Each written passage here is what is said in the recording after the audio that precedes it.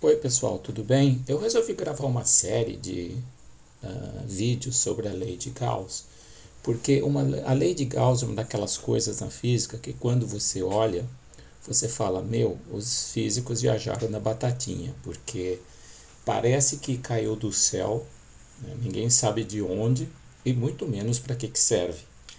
Então, o que eu gostaria de explicar para vocês hoje é tentar explorar um pouco o que é a lei de Gauss e essa relação que existe entre o magnetismo, o conceito de fluxo e o que isso tem a ver com Gauss. Afinal, né, a lei tem o nome dele.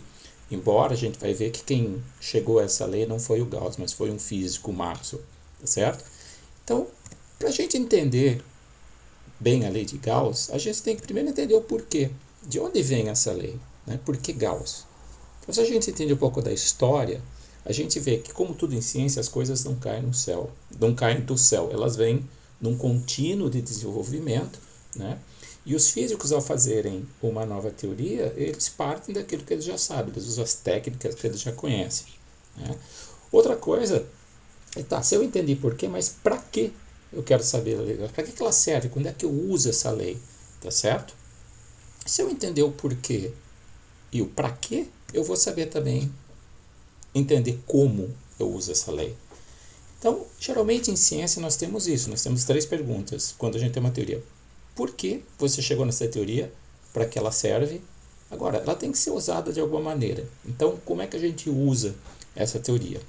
Então, eu vou pular direto para a próxima transparência e falar, bom, no fundo, a lei de Gauss está relacionada a um teorema da matemática que chama-se, na verdade, o nome correto é Teorema de Gauss-Ostragadsky. O Gauss é esse senhor aí à esquerda, um matemático alemão, é considerado o maior matemático que já existiu. E Ostragadsky é esse matemático russo que está daí do lado direito da figura. E na verdade não foram apenas os dois que trabalharam com essa teoria, com esse teorema, mas existem outros matemáticos importantes. Mas basicamente foi o Gauss e Ostragadsky que fizeram essa teoria fechadinha e é o resultado deles que a gente usa até hoje. E agora, passando para a próxima transparência, vocês vão falar, bom, agora o Silvio Dami viajou na batatinha, porque eu estou colocando direto uma equação, que é chamada, essa equação que vocês estão vendo aí, é o famoso teorema de Gauss-Ostragadsky, mas antes que vocês fiquem assustados com isso, deixa eu explicar basicamente o que essa equação está querendo dizer, tá certo? E eu sempre falo, quando você olha para uma equação, você tem que imaginar que ela está tentando contar uma história para você, ela está tentando te explicar alguma coisa, tá certo? E o que essa equação está dizendo é o seguinte, olha, eu estou fazendo uma integral de superfície, então imagina isso aqui é uma superfície, tá? Com esse formato estranho, e essa superfície, obviamente, ela encerra dentro dela um volume, tá certo? Então, o que eu estou calculando aqui? Eu estou calculando o quanto desse objeto aqui, né? E essa função aqui, independente do que ela seja, tá certo? Eu estou calculando ela na superfície S, tá certo? Então, tem uma função que tem um valor aqui nessa superfície, eu estou fazendo a soma dessa função na superfície. Mas esse caráter vetorial aqui está dizendo basicamente o seguinte, olha, isso aqui está medindo basicamente o quanto desse vetor está saindo por essa superfície S, tá certo? Então é por isso que isso aqui é chamado de fluxo, mas eu vou explicar isso depois, obviamente, com mais detalhe. O que o teorema de Gauss-Ostragadsky diz, de maneira bem simples, é o seguinte, ele fala, olha, o quanto sai dessa grandeza pela superfície é o quanto dessa grandeza varia, né, dentro do volume que essa superfície encerra. Então, se você tem alguma coisa saindo aqui por essa superfície S, né, com certeza, se essa coisa ela é conservável, vamos dizer que é um líquido, tá? Vamos dizer, saindo líquido por uma certa área. Bom, se está saindo líquido por aqui, é porque a quantidade de líquido aqui está variando lá dentro do volume, ela está vindo dentro do volume. Então, o que isso aqui está dizendo para vocês basicamente é o seguinte, olha, o quanto sai pela superfície é o quanto varia lá dentro, certo? Se sai mais do que entra, é porque está diminuindo o tanto de coisa lá dentro, né? Isso aqui, na verdade, é só uma representação matemática de como você faz a passagem daqui para cá. Basicamente, você diz assim, olha, o fluxo que é representado por essas setinhas aqui, né, você pode pegar esse volume todo e dividir ele em partes e calcular o fluxo de cada parte, vai dividindo, até que você tem um monte de volumes bem pequenos, tá? E a soma desses fluxos, desses volumes bem pequenos, é o fluxo do volume total do meu objeto, da minha superfície, que a minha superfície obviamente encerra, tá certo? Mas aí vocês falam, nossa, mas essa equação é uma coisa muito fora da casinha, eu nunca vi isso na minha frente. Na verdade, vocês já viram, vocês só não viram com esse nome. Eu vou dar um exemplo para vocês. Isso aí vale para qualquer dimensão do espaço. É claro que no dia a dia a gente está preocupado com superfícies e com volumes, que são tridimensionais. Mas se a gente ir para o caso mais simples, a gente pode escrever essa mesma equação em uma dimensão, né? Só que em uma dimensão a gente tem que tomar o seguinte cuidado. Em uma dimensão, né, o volume é substituído por um comprimento. E a superfície por 2 pontos. Então, se isso aqui é um, entre aspas, volume em uma dimensão, a superfície desse volume são os extremos dessa reta aqui. Então, eu vou escrever essa mesma equação, tá, do Gauss-Stragradsky, o teorema de Gauss-Stragradsky, só em uma dimensão. E eu vou falar, olha, então vou fazer o seguinte, eu vou escrever, olha, a integral dentro do volume, que seja a integral sobre a reta do eixo x, que vai de A até B, ela é a variação dessa função. Você pode dizer que eu estou, na verdade, aqui escrevendo um produto de funções, mas duas funções, quando eu as multiplico, dá também uma função. Então, eu estou dizendo basicamente o seguinte, olha, a variação da função dentro daquele volume, entre aspas, é igual ao valor daquela função na superfície. Calculá-la, né, no volume, ou seja, integrá-la na reta, é como calcular o valor dela na superfície, ou seja, nos extremos B e A.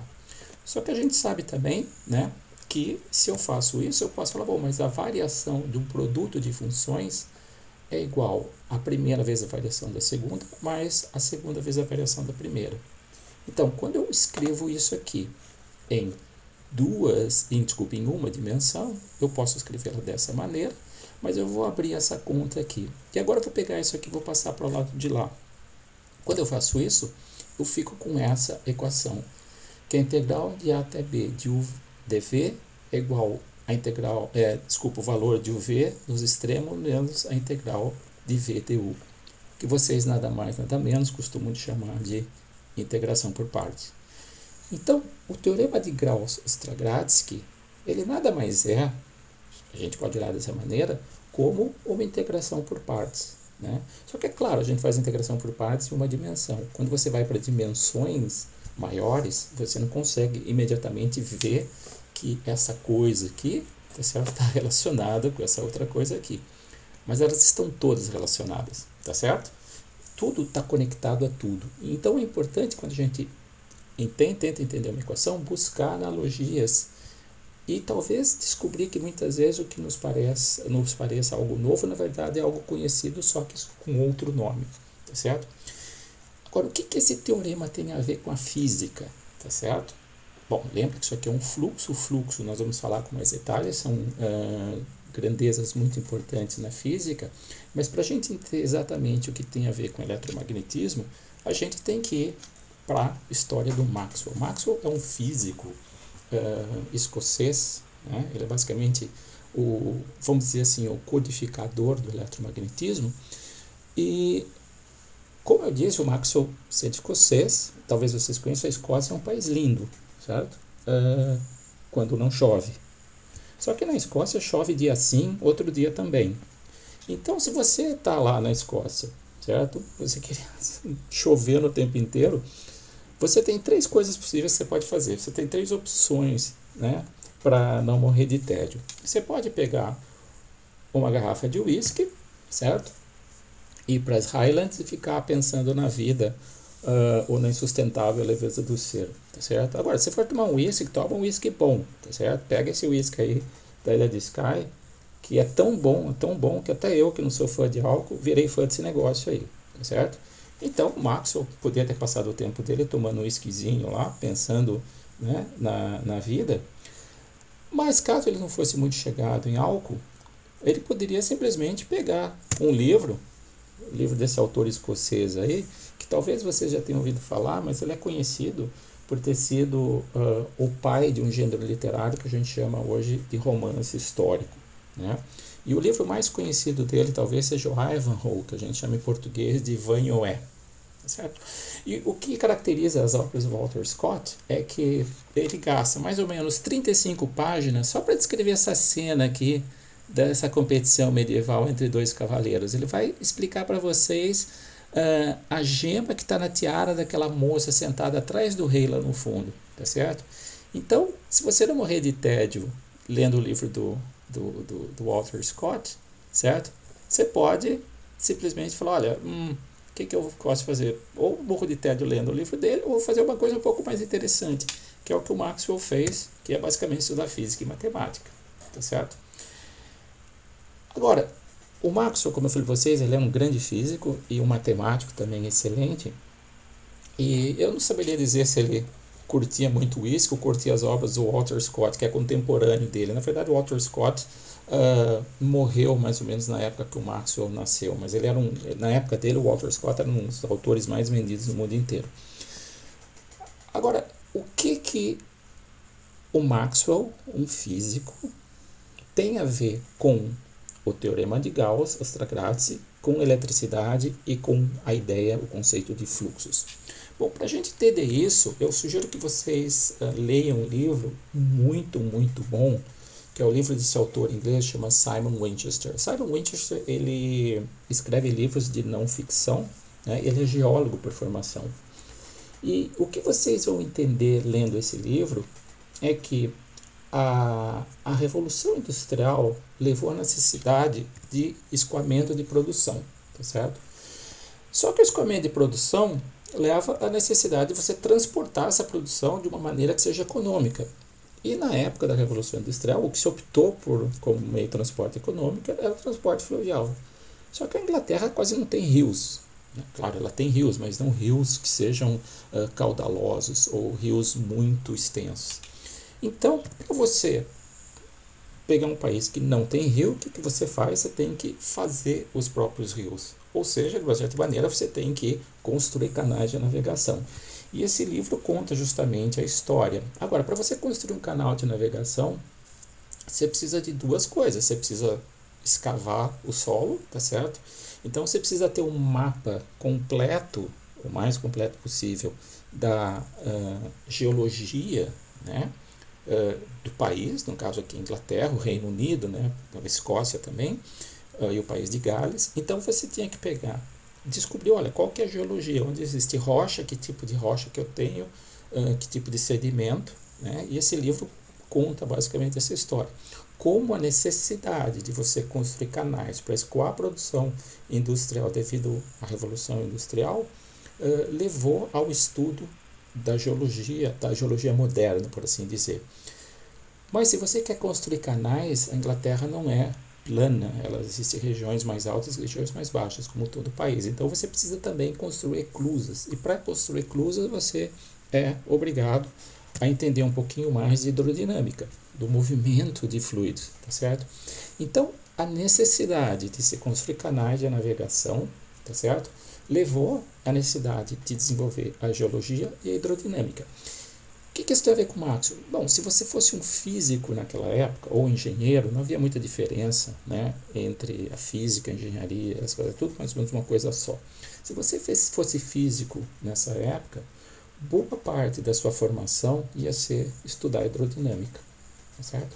Então, se vocês um dia estudarem hidrodinâmica, vocês vão ver que muitos dos nomes dos importantes associados às leis da hidrodinâmica são nomes ingleses, porque os físicos do Reino Unido eles contribuíram sobremaneira para o desenvolvimento da hidrodinâmica. Então você vê coisas como o número de Reynolds, você vê a equação de Navier-Stokes. Navier obviamente não é inglês, mas o Stokes era. Então, estudar física ou engenharia na Inglaterra na época do Maxwell era estudar bastante hidrodinâmica. Então, quando o Maxwell chegou no eletromagnetismo, era natural que ele pegasse essas ideias de hidrodinâmica e tentasse transportá-las para o contexto da nova teoria, que era a teoria eletromagnética. tá certo? Mas, e agora eu vou tentar explicar para vocês, isso é o porquê, de onde as coisas vêm, tá certo? Mas eu quero mostrar com mais detalhes como é que a gente calcula, então, a ideia de fluxo em hidrodinâmica. Por isso eu dividi essa aula em várias partes, e essa aqui, que é a primeira parte, era só para dar para vocês uma ideia geral do porquê das coisas, tá certo? Agora eu vou gravar uma segunda aula, onde eu vou explicar um pouquinho mais esse conceito de fluxo em hidrodinâmica e ver como isso se associa depois, na aula 3, à teoria eletromagnética, tá certo? Então, se vocês quiserem dar uma parada, né, e pensar um pouquinho nessas coisas que eu falei, deixa essa ideia sentar na cabeça de vocês, e depois vocês partem para o vídeo, para o segundo vídeo que eu vou gravar daqui a pouco. Tá legal? Então até mais, pessoal.